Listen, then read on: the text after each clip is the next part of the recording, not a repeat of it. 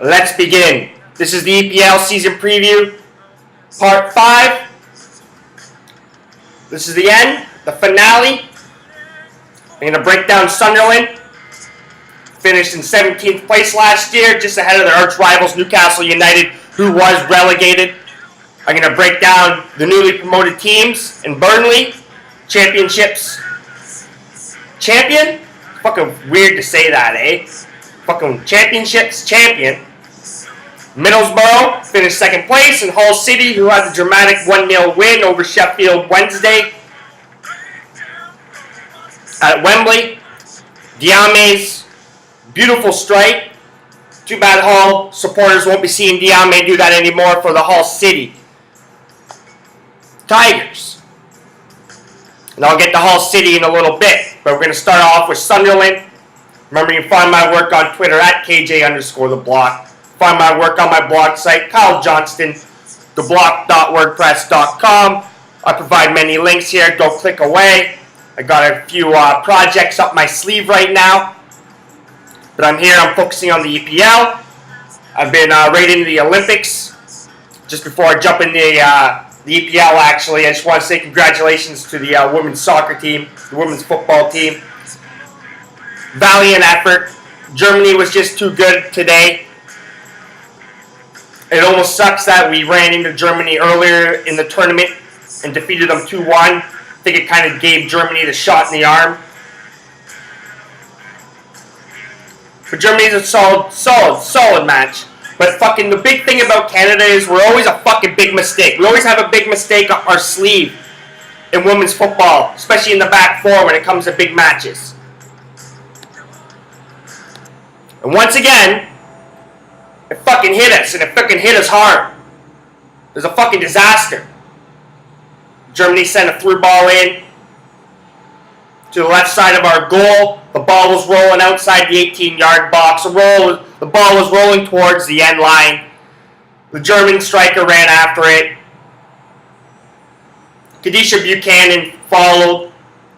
Fast fucking girl, too. Fast closing speed. She was flying. And I could fucking tell. I could tell fucking 3 seconds, 4 seconds before fucking she left her feet to fucking slide tackle that she was going to fucking leave her feet to slide tackle. You could just tell from her body language. And if you've ever watched the Canadian national women's team, you know how she plays. If you watch the rest of that match, you know how she plays. She leaves her feet all the time. Now, she's only 20 years old. She's got a lot of room to grow. She's an excellent talent. She's an excellent footballer. She knows she made a fucking mistake. But they're costly. They're fucking costly. It was that Sosamin girl fucking or whatever in the World Cup that fucking blew it. That fucking awful trying to do that awful back fucking pass. A Shannon Sosamin girl or whatever.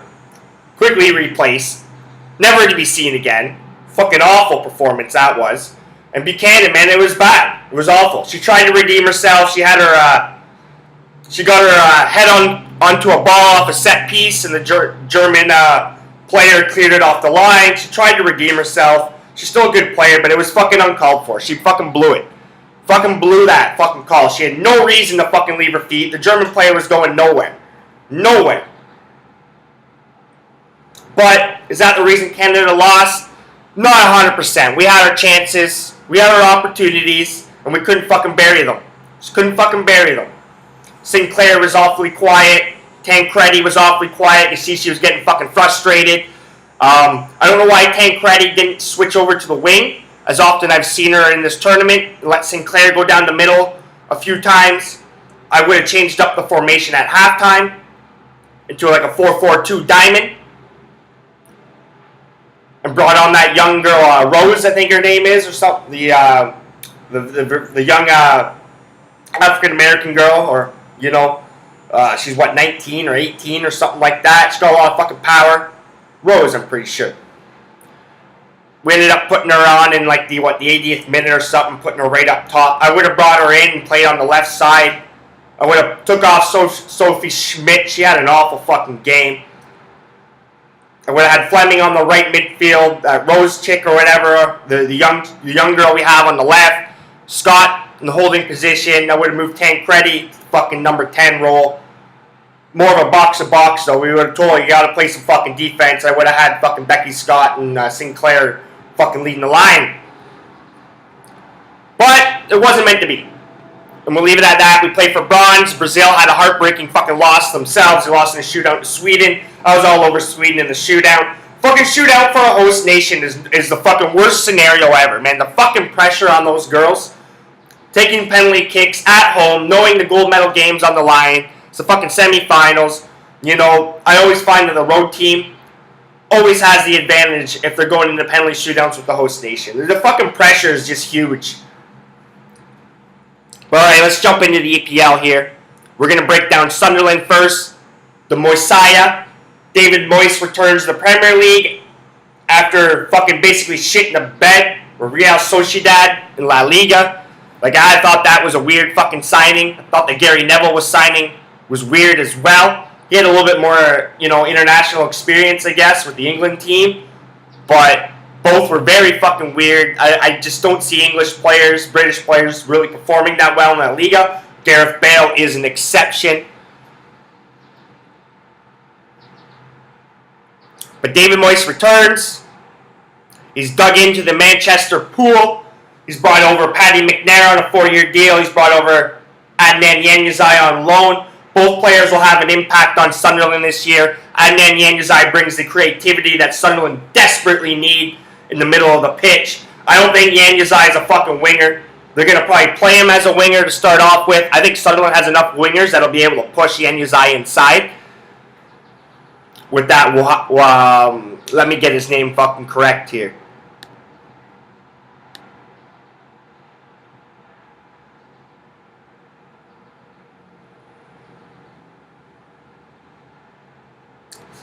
Wabi Kazri. Wabi Kazri. I think that guy's got a lot of talent to make an impact in the Premier League. Obviously, he's got to learn. He's pretty raw. He came over under Sam Allardyce last season in January. So I wouldn't be shocked to see Adnan Januzaj get pushed more into the middle. He'll definitely get a shot to play behind the strikers, I think. Paddy McNair, we're going to see him. I'm a Paddy McNair fan. Kind of sad to see him leave United. I thought he was a very versatile player. Play right back, play center back. I thought the Irishman had a lot of room to grow. But, I'm kind of glad to see the young lad getting a shot in the Premier League. I'll follow him. I follow a lot of former United players' careers. It's just what I do. I don't foresee him coming back like Paul Pogba. But good on him, man. He's going to have a good shot. They need some help at the center back position.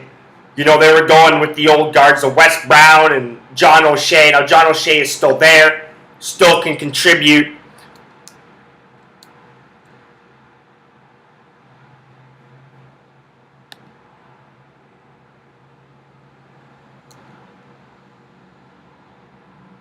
John O'Shea can still contribute. But they're going to rely heavily on the back four with Lamine Kone, another guy that was brought in under Sam Allardyce in January. This guy's got a lot of talent. He's a brute force. I think he can be a center back in the Premier League. I think he'd be a pretty good one. Sunderland's fucking lacked that who's that fucker that put that fucking own goal into his fucking net, man? He was part of the exodus, this fucking off-season for Sunderland.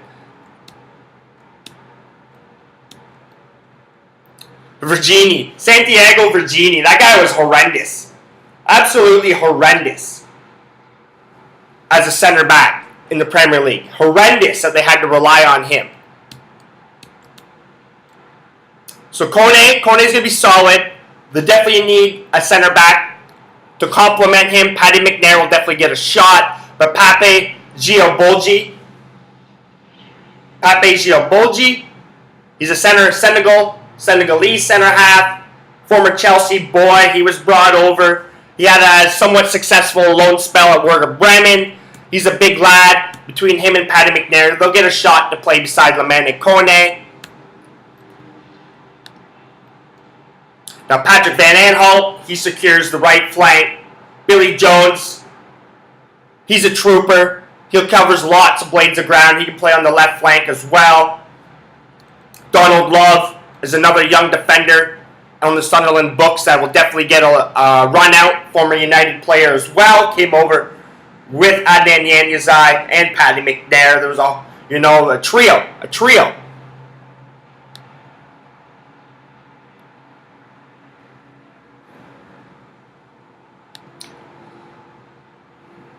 Now, before I get into the midfield of Sunderland, more players that were on the exodus were Stephen Fletcher, Ola Toivonen, Adam Matthews, and Manuel Giaccherini, who I'm actually a fan of, and I wouldn't have mind seeing them get another fucking run out. Will Buckley all left as well, and Danny Graham is gone. All players were either sold or released, which is, you had to trim some weight at Sunderland. They had some awful signings in recent years. That was the one consistent with Sunderland is the fucking managerial change, 7 managers in 5 seasons, and the fucking revolving door of players.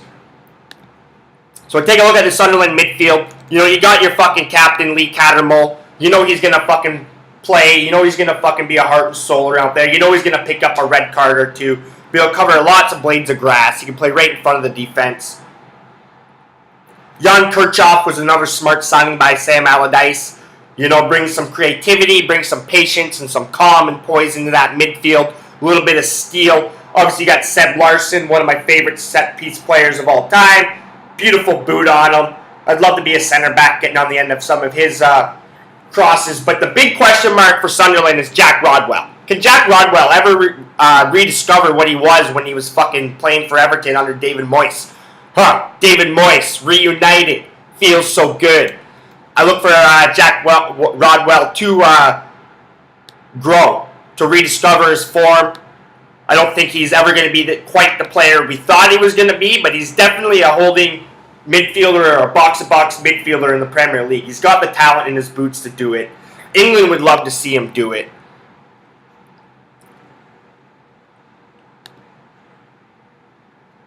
Now, they did lose Jan Amdia as well. And in the midfield, he went back to Ruben Kazan. They also lost DeAndre Yedlin. I should have mentioned when I was talking about the back four. He made 23 appearances on the fullback positions for Sunderland last year, mainly on the right side. Guy's got a lot of speed, American international. So the loss of Jan Ambia and DeAndre Yedlin are huge. They still have to replace them. They need a midfielder that can kind of come in and provide that steal along with Lee Cattermole. Because I don't think Lee Cattermole's got the talent to really push Sunderland up into the top half. Their midfield is a little thin.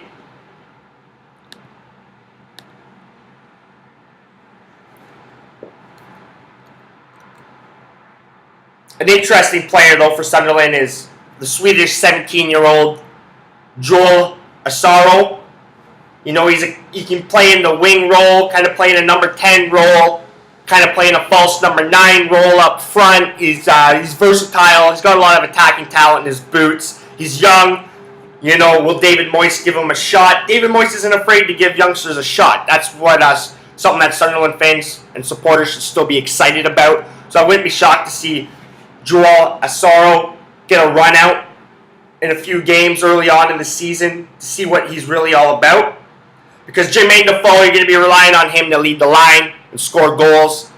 The former England international. Jermaine Defoe's good for fucking 10 to 12 goals a season if he gets the fucking if he gets the support. If he gets the proper balls, Jermaine Defoe's good for 10 to 12 goals. Other than that, they're extremely thin. Fabio Barini is basically his backup. I don't think that's good enough. The wings are okay with Duncan Watmore, Kazri. As I stated, Januzaj can play there, but I think he's more of a number 10. Jermaine Lenz is an interesting winger as well, Dutch international in the under-21s. Remember watching him. I think he's gotten a run out with the senior team as well a couple times. Vito Minone between the pipes, between the woodworks. He cemented himself as the number 1.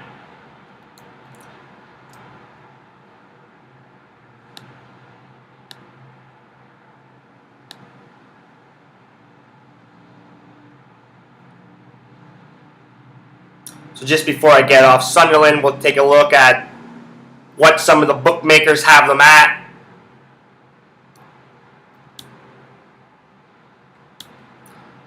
So the bookmakers have Sunderland at plus 250 or 2.5 to 1 to be relegated.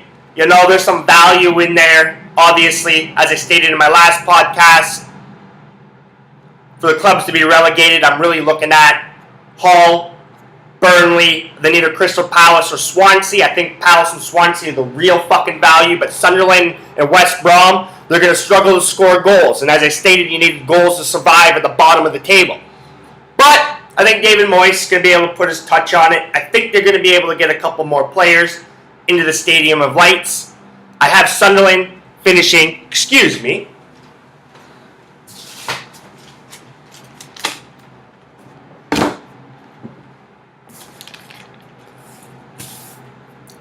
Sunderland finishing in a calm, cool 14th position. I think they're going to get off to a half-decently fast start. They haven't fucking won a game in August in like 4 years, for fuck's sakes. So I think they can finally get off to Schneid and fucking win a few games in August and get off to a half-decent start.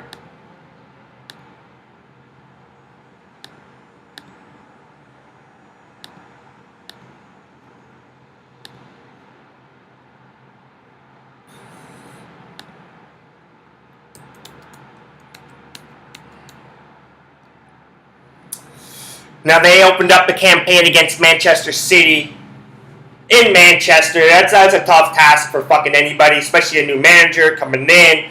Didn't have a full preseason campaign. Hasn't quite got the players that he wants. But they managed to sneak a goal past City. They managed to push City. You know, it wasn't a clean win by City like City did with Steaua Bucharest when they fucking smashed the shit out of them yesterday. Sergio Aguero had a hat-trick, but yet he missed 2 penalty kicks. But Sunderland managed to stay strong on the road in Manchester City. I think that's a galvanizing effort. I think it's going to bring the club together. If you're going to lose, that's a good way to fucking lose. So I look for Sunderland to have a quick start here.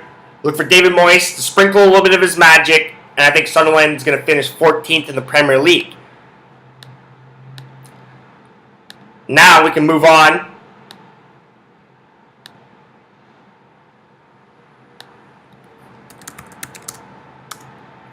to the championship champions, Burnley FC.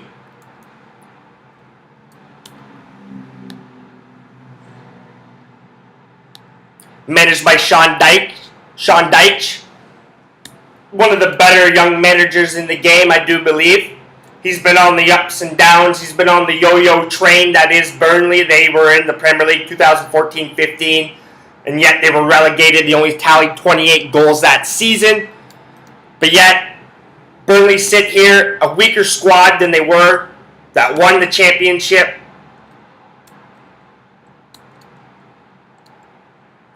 Joey Barton's gone. Pretty sure he left to Celtic. Michael Duff has taken on a coaching role. Michael Keane has a lot of clubs in the Premier League sniffing around him, so they're going to have to hold strong and hold on to him. And basically, they haven't spent any money to replace them or yet upgrade any of their squad. Basically, from what I've read, the most money that Burnley spent in the offseason is on fucking new floodlights to make them 11 meters taller so they have better fucking light. It's like, holy shit. They could use a number of players in a number of positions, not to mention in defense, where I think they're extremely light. Now, Ben Mee is a quality fullback, Premier League experience. Michael Keane, Manchester United Academy lad, you know, he brings some experience. But he's never been proven in the Premier League. Championship's a whole different fucking animal. Now he's going to be the main guy at center back. On the other flank, you got Joe Flanagan, Liverpool lad, brings some experience as well for a young lad coming from the Liverpool Academy. He's fine. I find the two full back positions on Burnley are all right. They got potential. They're suitable unless they get injured. Then they're in a lot of trouble. But they definitely need a partner for Michael Keane. Daniel Lafferty, not going to cut it. Tendeye, Darikwa, not going to cut it. Stephen Ward, basically a fullback, not going to cut it. James Tarkowski, not going to cut it. So they're very thin on the back line. If they lose Michael Keane, they're in a lot of fucking trouble. Now their midfield is probably the strength of Burnley. They haven't, like I said, brought anybody in to replace anybody. They've tried. They've had a few measly offers. They've had a few measly offers rejected, laughed at.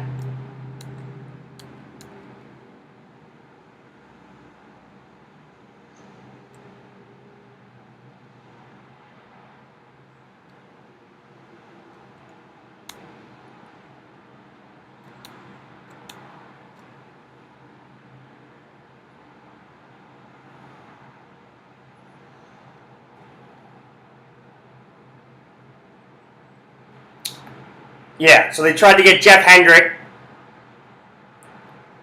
for £3 million off Derby. You're one of the more highly rated championship midfielders. Laughable. Absolutely fucking laughable. Try to get Dale Stephens from Brighton for another relatively cheap fucking bid. Laughable. So they've been basically laughed at from championship sides in the transfer market. And this is a Premier League squad. But as I was saying, the Burnley squad, their midfield's probably one of their more fucking appeasing. It's their strength. It's their strength. George Boyd running down the wing, not too bad. Andre Gray, typically forward, but naturally a winger as well. So you got Andre Gray, you got George Boyd that can run down the wings. Andre Gray can lead the line as well very easily if Lucas Jukovic or Sam Vokes can't fucking do that. Ashley Barnes is another person that can play down the wing. Now in the middle of the midfield, Stephen DeFore, Belgian international. He's going to try and shore up that midfield. He's got some talent, it's just whether he can kind of fulfill it. He's not exciting, but he can hold on to the ball. He can pick out a pass.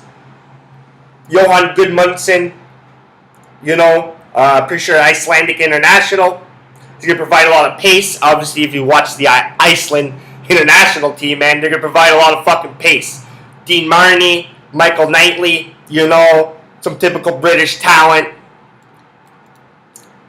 that kind of help, So they got some depth, they got some options in the midfield, It's their forward position, definitely the center and their back line positions that need or center back positions that need strengthening. Michael Keane needs a partner. They need a proper number 9 that Andre Gray can fucking play with. Whether he's going to be starting up front with them or just behind them or on the wing. He needs somebody he can fucking play with. And George Boyd's going to cover a lot of grass. With that being said, I don't think Burnley's got a fucking hope in hell in sustaining Premier League safety. In fact, the bookmakers are thinking likewise. They got Burnley at minus 138 to be relegated. When you're laying a wager down, you gotta wait a whole fucking campaign. I hate fucking laying juice. Doesn't make any fucking sense.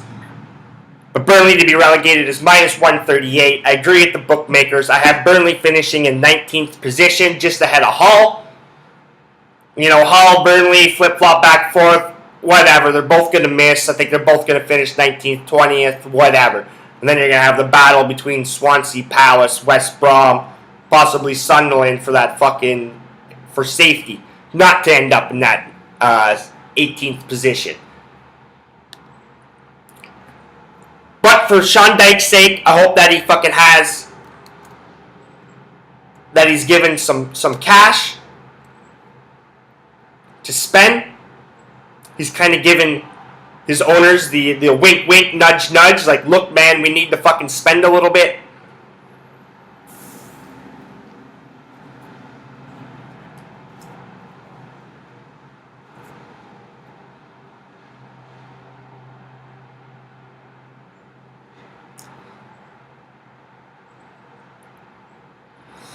But let's move on to Borough. Borough's back in the Premier League. One of my best friends was born in Middlesbrough. So Borough's back. I'm pretty fucking happy. The Riversiders, I think they're going to have a quality campaign.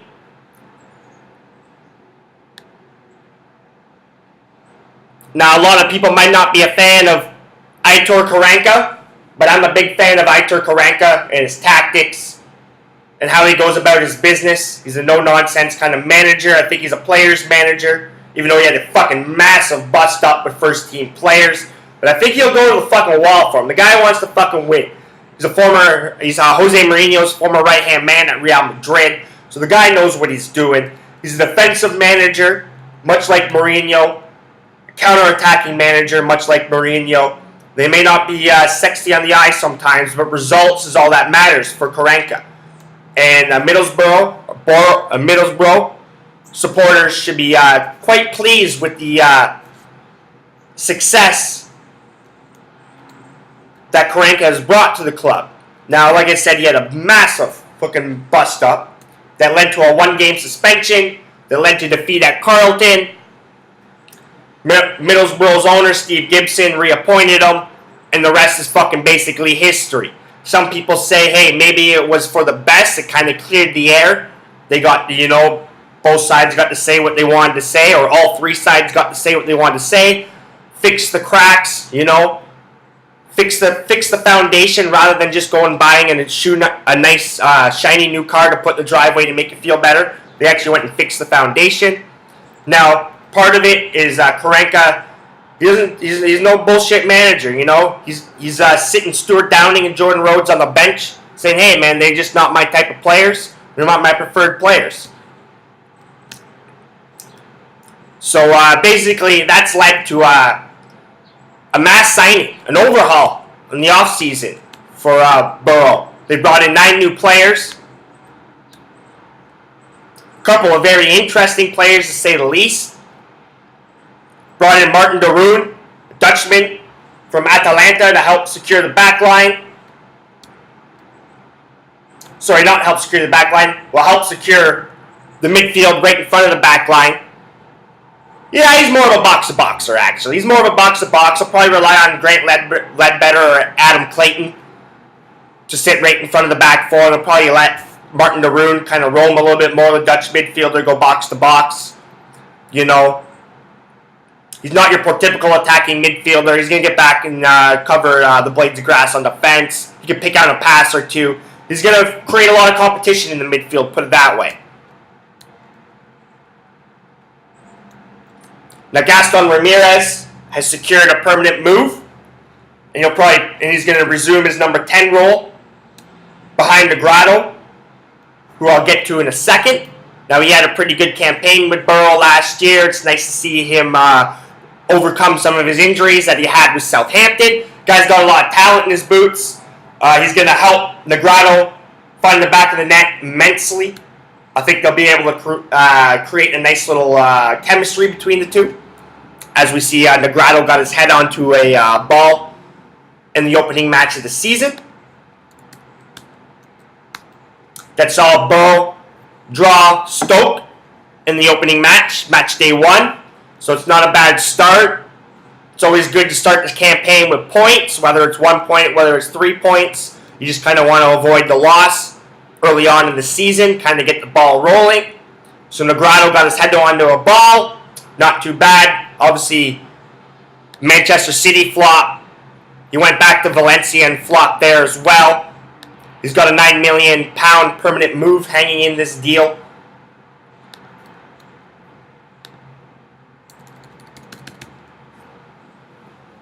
But the Uruguayan Ramirez is going to be very influential for Borough this season. He's also brought in Antonio Barragan. He'll challenge for a fullback position on the right back side. And he's also brought in Victor Valdez to become the new number 1 goaltender and push Brad Guzan, who's also a new fucking arrival. So, you know, one thing they have secured, Borough, is a competition between the Woodworks, which is good for the Premier League. You need quality goaltending. Now, an interesting purchase by Karanka is the 22-year-old Danish left winger from Ajax, Fischer. It's going to be very interesting. He's very high on him. He's got a lot of talent, but he hasn't really quite fit in the preseason. Hasn't quite fit in. So it's going to be interesting to see what the patients are going to be with Fischer.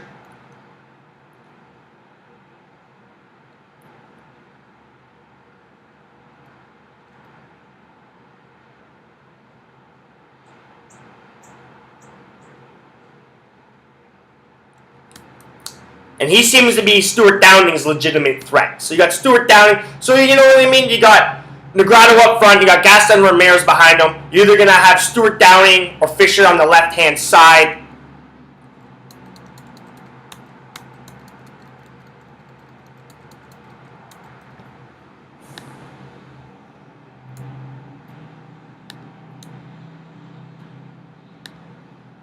Let me pull up the roster here.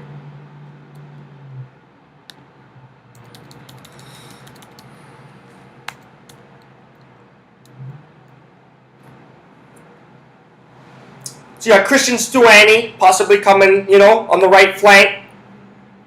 You play Jordan Rhodes on the right flank.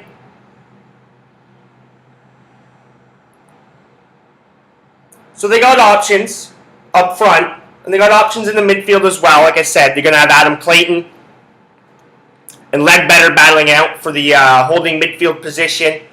You got the new Dutch lad, De Roon, coming in. And then you got David Nugent. Old, reliable David Nugent's waiting in the wings. Waiting in the wings. He's not a bad person to have, though. You don't have to rely on him to lead the line every game. If Negrado needs a rest, if Jordan Rhodes needs a rest, David Nugent's there. Old, reliable. You know he can bag 5 or 6 goals in the Premier League if need be, or a cup run.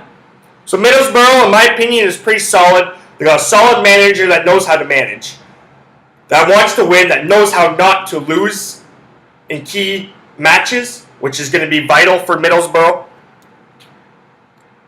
Brad Guzan, Victor Valdez, a lot of experience between the pipes. I got Middlesbrough finishing in 11th place, pushing for the top half. I think they're going to get off to a half-decent start. They're going to be the only promoted club to get off to a half-decent start, kind of separate themselves between that gap that I talked about in my last segment. So I look for Middlesbrough to finish 11th place. Now the bookmakers have Middlesbrough at plus 250, 2.5 to 1 to be relegated. I wouldn't put my money on Middlesbrough to be relegated. I do not see that happening.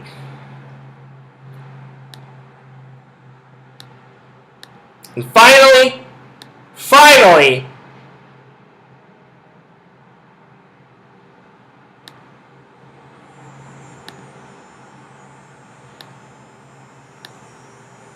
we move over to Hull City. Now, who the hell do I talk about on Hull City? Is there anybody even on the fucking team? Well, there's got to be some people on the fucking team because they beat the defending Premier League champions Leicester City 2-1 in the opening match day of the EPL. Robert Snodgrass with the game winner. Diamande with the bicycle kick to put him in the league early. Hull City put on a brave fucking effort.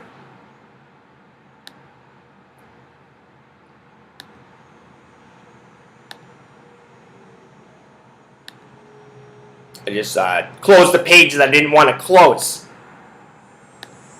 So Hull City put on a brave effort in the opening match day, with a 2-1 win at home over Leicester at the KC Stadium. Not the KCOM Stadium, but it's the KC Stadium.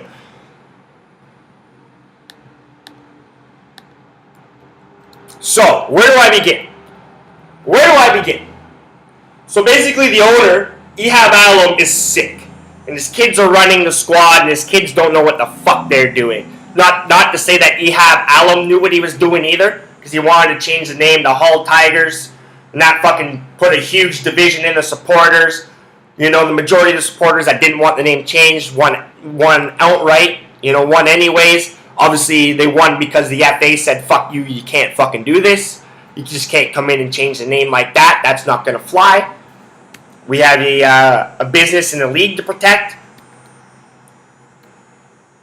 So, that's where the problems lie. So they don't know who the fuck. The owners are shabby right now because they got the kids running it. They don't know what they're doing. Steve Bruce doesn't like the kids. Steve Bruce resigned with about 4 weeks ago before the Premier League season starts. Then they go on some fucking kind of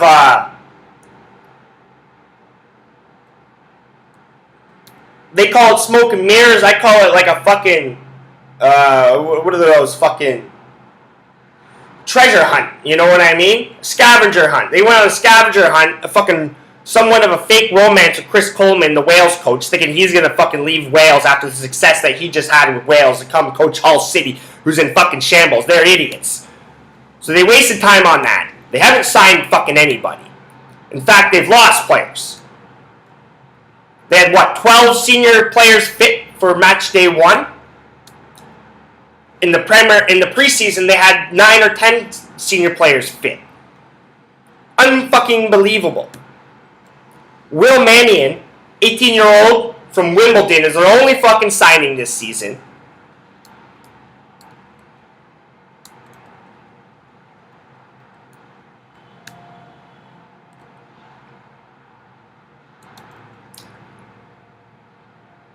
And he was brought in on a free transfer. The only money they've spent this year was back in January when they bought reserve goalkeeper Dusan Kucic from Legia Warsaw. Fucking unbelievable. Just unbelievable. And somehow, through all this, Steve Bruce managed to get them promoted twice and went to an FA Cup final. Like Steve Bruce, man, he fucking did a fine job at Hull City. Fucking the backroom, not Bruce's backroom staff, but the owners in the suits should be fucking embarrassed. So before I get to the injuries, Mohamed Diame, the Wimbledon hero, well, he said, screw you guys. I ain't staying here. Newcastle United activated his release clause. I'm going back to the championship to play for Newcastle United. That says everything about where the management in Hull City was.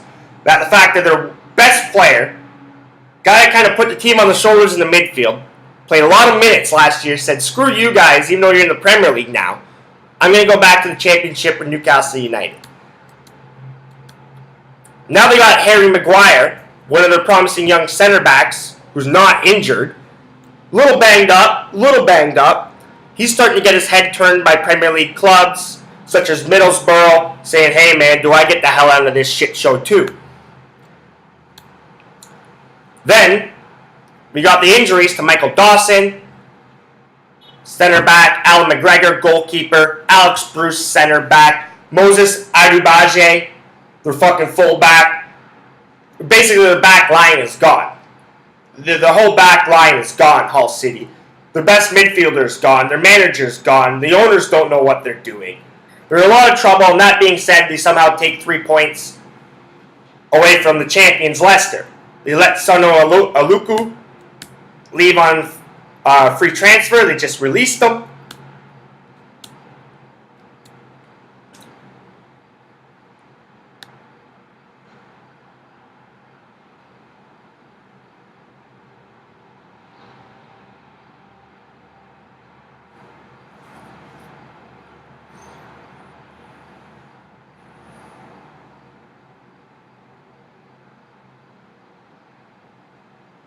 And when I say minor injuries, Tom Huddlestone and Jake Livermore doesn't fucking help either, even though I think they're going to be okay. They're going to be just fine.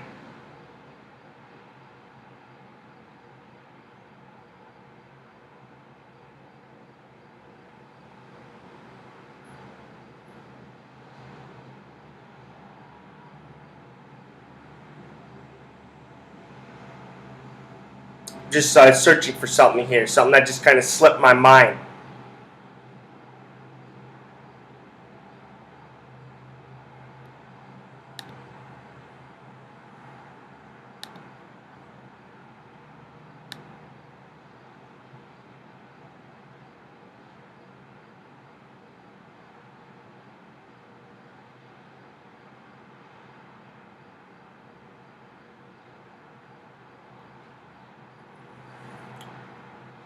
Because it's Steve Bruce's right-hand man, right? That's coaching Hull City. That's basically what I'm looking at right now.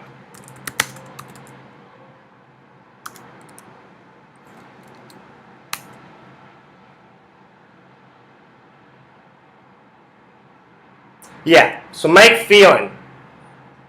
Steve Bruce's former boy. I'm a big Mike Phelan fan. Just wanted to make sure I got it right. He's a current caretaker at Hull City. The one bright spot I take out of this is Mike Phelan. He's actually getting a shot to show what he can do as a manager. I think the guy's got a lot of magic in his fingers, got a lot of magic in his books and his pens. I think he knows what he's doing. He spent a long time as an assistant manager. He spent a long time in the Premier League. Former Manchester United lad, former Manchester United assistant too as well. So I'm glad to see that Mike Phelan getting a run out on this. I'd like to see some support for him. I would like to see him named permanent manager of Hull City, and just to see him keep growing as a manager. That's what I take out of Hull City this season, is Mike Phelan, and I think he's good. I think he's good at what he does. I think he's going to be a good fit for Hull City if they can just get him some fucking players.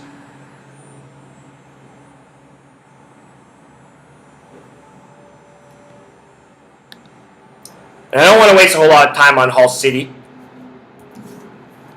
With that being said, the bookmakers have Hull City at minus 150 to be relegated. They are my favorites to be relegated. They're the favorites by the bookmakers to be relegated. I don't think they have a shot in hell not to be relegated. But it's sports. And in sports, there's always a chance. Always a chance. You got to play the games. So, not to be relegated, Hull at plus 120. We're getting a little bit of value back, but I wouldn't click on that myself. I would not click on that myself. In fact, the only two clubs in plus money, only two clubs that bring a little bit of value on the dollar are Burnley and Hull, when you look at this board.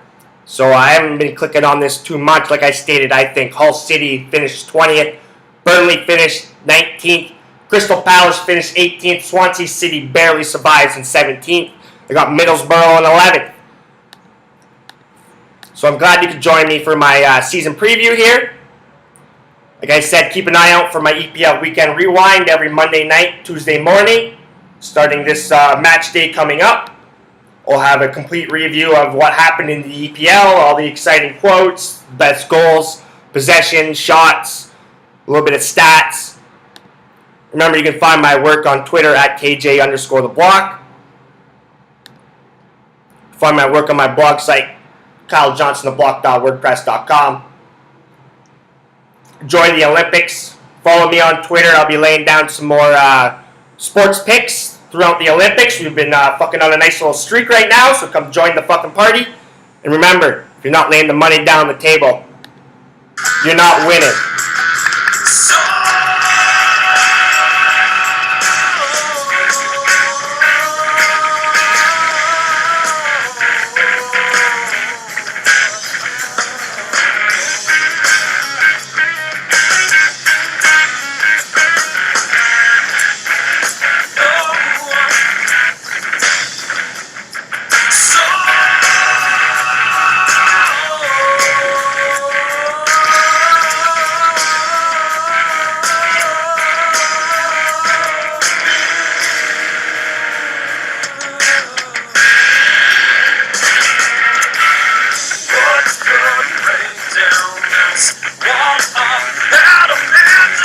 So make a light down for us honest.